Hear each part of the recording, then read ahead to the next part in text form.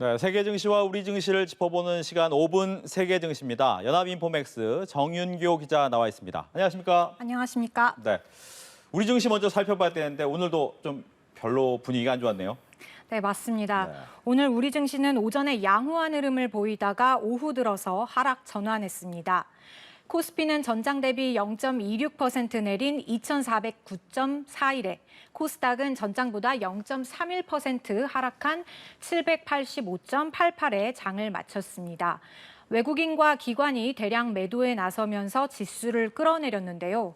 장 초반만 하더라도 간밤 미국에서 다우지수와 S&P 500 지수가 오랜만에 상승 전환에 성공하고 어제 코스피가 2% 넘게 급락한 데 따라 반발 매수세가 유입됐지만 달러 강세가 심해지면서 타격을 입었습니다.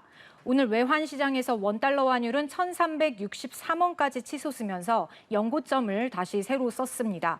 미국의 긴축 우려에 따른 달러 강세 외에도 미국 정부의 반도체 수출 규제, 우리나라의 지난달 무역 적자 확대, 중국의 코로나 봉쇄 등 여러 악재가 산재하면서 억눌린 흐름을 보였습니다.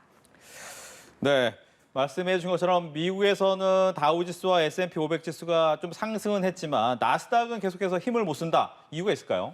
네, 먼저 장 마감 지수부터 보면서 설명드리겠습니다. 다우 지수는 전장 대비 0.46% 상승 마감했고 S&P 500 지수는 전장 대비 0.30% 올랐습니다. 반면 기술주 중심의 나스닥 지수는 전장 대비 0.26% 하락으로 장을 마쳤습니다. 대표 지수들이 혼조세로 마감한 건 먼저 경기 우려가 다소 해소됐기 때문입니다. 일단 미국의 8월 제조업 구매 관리자 지수가 확장세를 나타냈고 곧 발표될 8월 고용 지표도 나쁘지 않을 것으로 예상되면서 장 막판에 다우 지수와 S&P 500 지수가 반등에 성공했습니다.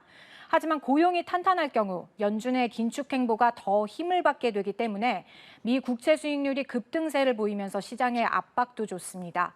특히 미국 정부의 반도체 수출 규제가 본격화하면서 엔비디아를 비롯해서 반도체주를 중심으로 약세 흐름을 보였습니다.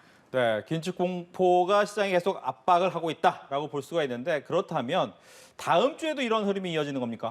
대체로 부정적인 전망이 많기는 합니다.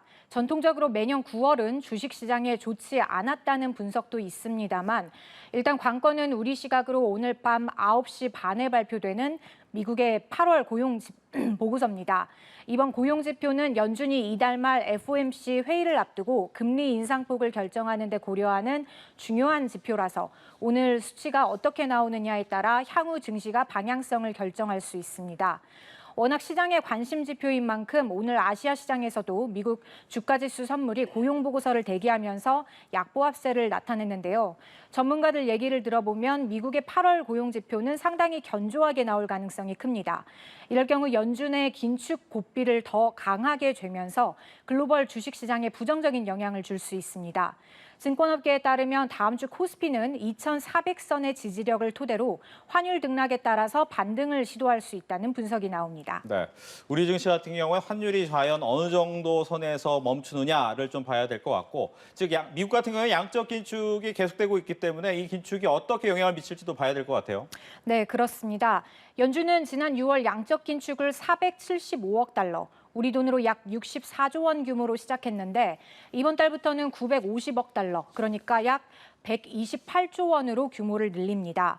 연준이 과거에 올해처럼 대규모로 양적 긴축을 한 적은 없어서 어떤 영향을 미칠지를 두고 시장이 바짝 긴장하고 있는데요.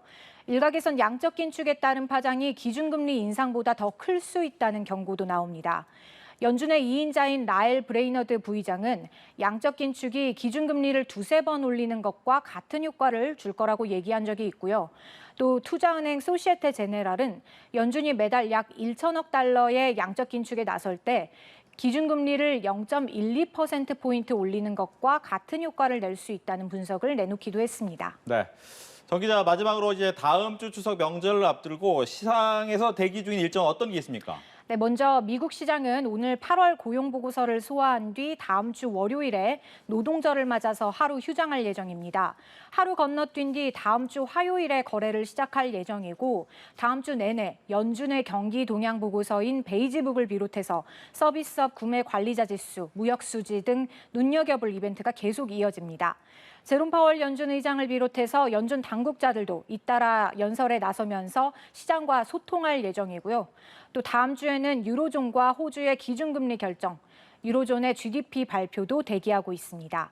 시장은 유럽 중앙은행이 0.75%포인트의 금리 인상에 나설지 주목하고 있고요.